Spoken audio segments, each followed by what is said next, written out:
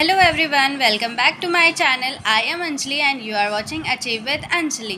So I hope आप लोग studies continue कर ही रहे होंगे क्योंकि एग्ज़ाम के अब 1 मंथ से भी बहुत कम टाइम बचा हुआ है। और आई होप आप लोगों ने मेरा वो शॉर्ट वीडियो देखा होगा जिससे आप लोग की प्रैक्टिसेस कंटिन्यू हो रही होंगी। ठीक है, sorry for the delayed video क्योंकि थोड़ा लेट हो जाता है, वीडियो बनाने का टाइम नहीं मिल पाता है, बट आई एम हियर। सो मैं वीडियो को स्टार्ट करने से पहले मेरे चैनल को like and share and subscribe करना बिल्कुल ना भूलना। ठीक है, तो आज का टॉपिक है आर्टिकल्स। ये है तो छोटा टॉपिक, लेकिन एग्जाम में इससे भी 1-2 क्वेश्चन आ ही जाते हैं, तो इसको भी हम लोग नेगलेक्ट नहीं कर सकते हैं। Okay, so let's start. Articles के जो डिटरमिनार्स होते हैं वो 2 टाइप के होते हैं, एक डेफिनेट होते हैं और ये इनडेफिनेट होते हैं। ठीक है, डेफिनेट में आते हैं द, जो कि सिंगुलर प्लूरल दोनों में यूज़ होता है, और इनडेफिनेट में आते हैं ए और एन, जिसको जो सिर्फ सिंगुलर होता है। ठीक है, ये है तो चाइल्डहुड कॉन्सेप्ट, यूज़ ऑफ ए और ए एन, बट इससे काम बन जाएगा। ठीक है, तो ए क्या है? ए है कॉन्सोनेंट साउंड। ए जो कहाँ लगेगा, तो ए कॉन्सोनेंट साउंड, जितने भी व्यंजन यहाँ पे हम लोग नॉर्मल जो होता है बच्चों, चाइल्डहुड कॉन्सेप्ट क्या होता है कि स्टार्टिंग में जब ए ई आई ओ यू ये वॉवेल्स को छोड़ के जितने भी अल्फ़ाबेट से स्टार्ट होते हैं वो उसमें ए लगेगा, और जो वॉवेल साउंड होते हैं ए ई आई ओ यू इन सब में ए एन लगेगा। लेकिन हम लोग यहाँ पे साउंड को लेंगे।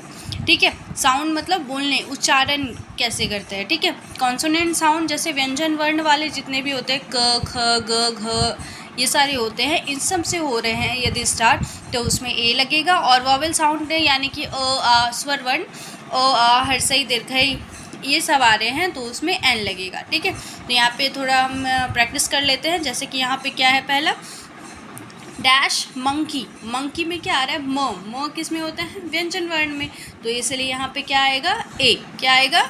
ए।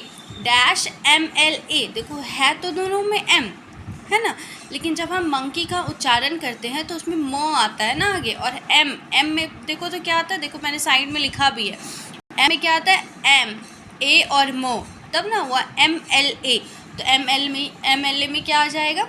A N. आई होप आप लोग को डिफरेंस समझ में आ रहा हो। नेक्स्ट नीचे में देखो क्या है, फर्स्ट वाला क्या है? Dash honour. इसको हॉनर नहीं, ऑनर पढ़ते हैं। ठीक है, डैश ऑनर। ऑनर क्या हो गया? तो ऑनर को अ से पढ़ रहे हैं ना, और ओ आ तो वॉवेल्स में आता है, स्वर वर्ण है, तो वॉवेल्स के लिए क्या हम ए एन लगाएंगे। Dash hat. हैट क्या है? ह से स्टार्ट हो रहा है ना, तो ह व्यंजन वर्ण है इसलिए ए लगाएंगे। Dash honest. इसको ऑनेस्ट पढ़ते हैं, हॉनेस्ट नहीं। ठीक है, तो ऑनेस्ट, ऑनेस्ट में ओ आ रहा है तो क्या हो जाएगा इसमें भी? A N. और डैश एक्स। एक्स क्या होगा? एक्समेस्ट्री है ना, एक्समेस्ट्री और एक्सरे है ना। एक्समेस्ट्री में देखो आपका डायरेक्ट एक्समेस्ट्री बोल रहे हैं तो ए और एक्सरे एक है ना, तो इसमें क्या हो जाएगा? A N. नेक्स्ट है यहाँ पे देखो यूनिवर्सिटी। अब मेरे साथ उसको प्रोनाउंस करो, यूनिवर्सिटी। यूनिवर्सिटी में यू आ रहा है ना, तो उसके लिए ए। और अम्ब्रेला, अम है ना, अ के लिए स्वर वर्ण, वॉवेल साउंड आ रहा है तो इसलिए यहाँ पे क्या हो जाएगा? A N. Dash over rated, ओ है ना, तो इसके लिए ए एन। और वन, बोलो वन, वन बोल कर देखो, वो है ना, वो आ रहा है तो कॉन्सोनेंट यानी कि ए। एफ, ए और फो, ए और फो को ऐड करेंगे तो एफ हुआ, तो इसीलिए यहाँ पे क्या हो जाएगा? एन। और डैश, इसको ईयर नहीं पढ़ते, इसको ईयर पढ़ते हैं। ठीक है, तो यो है, यो के लिए क्या आ जाएगा यहाँ पे? ए। ठीक है, डैश यूरोपियन, यू, तो यहाँ पे क्या हो जाएगा? ए। आई होप आप लोग को समझ में आ रहा हो। सो आई होप आप लोग को ये वॉवेल साउंड और कॉन्सोनेंट साउंड समझ में आया हो और आप लोग का ये क्लियर हुआ हो। ठीक है, नेक्स्ट अब हम लोग आ जाते हैं यूज़ ऑफ द। तो यूज़ ऑफ द कहाँ पे होता है? तो यूज़ ऑफ द का फर्स्ट देखो, यहाँ पॉइंट बाय पॉइंट मैंने समझाया हुआ है। ठीक है, यूज़ ऑफ द का क्या है? फॉर स्पेसिफिक और पर्टिकुलर पर्सन और थिंग्स। जब उसको स्पेसिफिक और पर्टिकुलर पर्सन के लिए बोला जाता है, टू बी स्पेशल। ठीक है, उसको स्पेशल बनाया जाता है तो उस जगह पे हम लोग क्या करते हैं, द का यूज़ करते हैं। ठीक है, कुछ चीज़ें हैं जो कि ऑलरेडी पर्टिकुलर बना दिए गए हैं, कुछ चीज़ों को हम लोग बाय मीनिंग पर्टिकुलर बनाते हैं। ठीक है, तो यहाँ जैसे मैंने लिखा हुआ है ऑलरेडी पर्टिकुलर कुछ वर्ड्स होते हैं और कुछ होते हैं पर्टिकुलर मेड बाय मीनिंग। ठीक है, तो देख लेते हैं क्या है। पहले ऑलरेडी पर्टिकुलर वाला पढ़ लेते हैं। ठीक है, ऑलरेडी पर्टिकुलर क्या है, विथ सर्टेन बुक्स, कुछ बुक्स हैं जो कि पहले से ही वो स्पेसिफिक है और स्पेशलाइज्ड है, जैसे the Vedas, the Bible, the Ramayan, है ना। तो इन सब के आगे तो द लगेगा ही। नेक्स्ट है रिवर, माउंटेन, आइलैंड और सी, इन सब के आगे जैसे द माउंट एवरेस्ट हो गया, द गंगा हो गया, द अरेबियन सी हो गया, है ना। इसी तरह नेक्स्ट आता है मॉन्यूमेंट्स। मॉन्यूमेंट्स जितने भी होते हैं उन सब के भी आगे द लगता है, the Taj Mahal, the red fort, the lotus temple, the Qutub Minar. I hope आप लोग को समझ में आ रहा हो। नेक्स्ट हो क्या, particular made by meaning. Particular मतलब अब सेंटेंस को हम लोग पढ़ रहे हैं और पढ़ने के बाद हम उस चीज़ को एकदम स्पेशल कर रहे हैं तो उस जगह पे हम लोग द लगाते हैं। जैसे नॉर्मल तो हम the girl that I meet, यदि हम ऐसे बोले the girl that I met, तो ऐसे बोले तो क्या स्पेशल बना रहे हैं उसको, नहीं ना। जब हम बोले the girl I met was very active, उस गर्ल को हम लोगों ने क्या किया, स्पेशल बना दिया ना। The girl I met was very active, तो जिस लड़की से मैं मिला वो बहुत ज़्यादा एक्टिव थी। ठीक है, आई होप आप लोग को समझ में आ रहा हो। नेक्स्ट है the fruit you bought, the fruits you bought, है ना, जो फल तुम लेकर आए। ठीक है, तो उस फल को क्या किया मैंने, स्पेशलाइज हो गया यहाँ पे, तो जो फल तुम लेकर आए। ठीक है, आई होप आप लोग को यहाँ समझ में आ रहा हो। नेक्स्ट है I like the fall of Ranchi.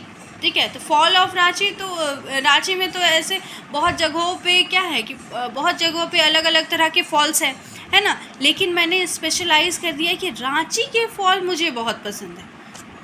ठीक है, तो यहाँ पे भी द यूज़ होगा। नेक्स्ट है women are the backbone of the family, women are the backbone of the family. ठीक है, आई होप आप लोग को यहाँ पे यूज़ ऑफ द क्लियर हुआ हो। ठीक है, नेक्स्ट आ जाते हैं पहले यहाँ पे 2 नंबर में विथ सुपरलेटिव्स। जितने भी सुपरलेटिव्स होते हैं, चाहे बेस्ट हो गया, रिचेस्ट हो गया, बिगेस्ट हो गया, लॉन्गेस्ट हो गया, ठीक है, इन सब के आगे क्या लगेगा, हमेशा द लगेगा। क्या लगेगा, द। ठीक है, नेक्स्ट आ जाते हैं रूल नंबर 3 पे। तो नोट नंबर 3 पे क्या है, representation of whole by a singular noun.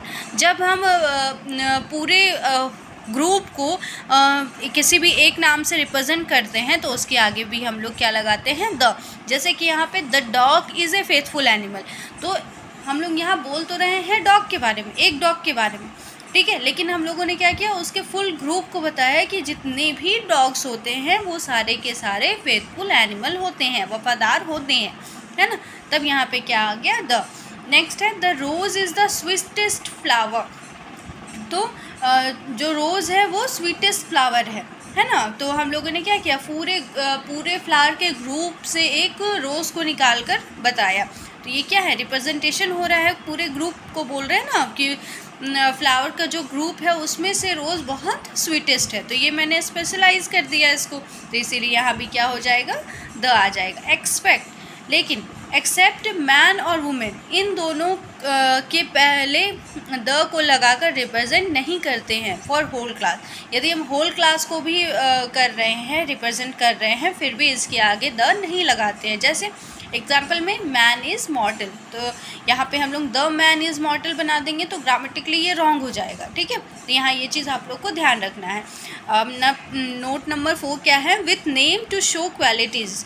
जब हम कोई भी नाम कोई भी ऐसे ग्रेट मैन का नाम लगा देते हैं ताकि उनकी क्वालिटीज़ को रिप्रेजेंट करे, तो उस जगह पे भी द आएगा। जैसे कि फर्स्ट सेंटेंस देखो क्या है, Shakespeare was a great poet, Shakespeare was a great poet, है ना। तो इसके आगे हमने द लगाया नहीं, क्योंकि नॉर्मल सेंटेंस हो गया। लेकिन जब मैंने यहाँ पे Kalidas is the Shakespeare of India, ये क्या करे, शेक्सपियर की क्वालिटी को हम लोगों ने कालिदास के थ्रू रिप्रेजेंट कर दिया, तो इस जगह पे यहाँ पे क्या हो जाएगा, द। ठीक है, आई होप आप लोग को ये टॉपिक क्लियर हो। नेक्स्ट है विथ ऑर्डिनल्स। जितने भी ऑर्डिनल्स होते हैं, फर्स्ट, सेकेंड, थर्ड, इसी तरह सारे होते हैं, तो उसके आगे भी द लगेगा, ठीक है। जैसे कि I am the first child of this family, ठीक है।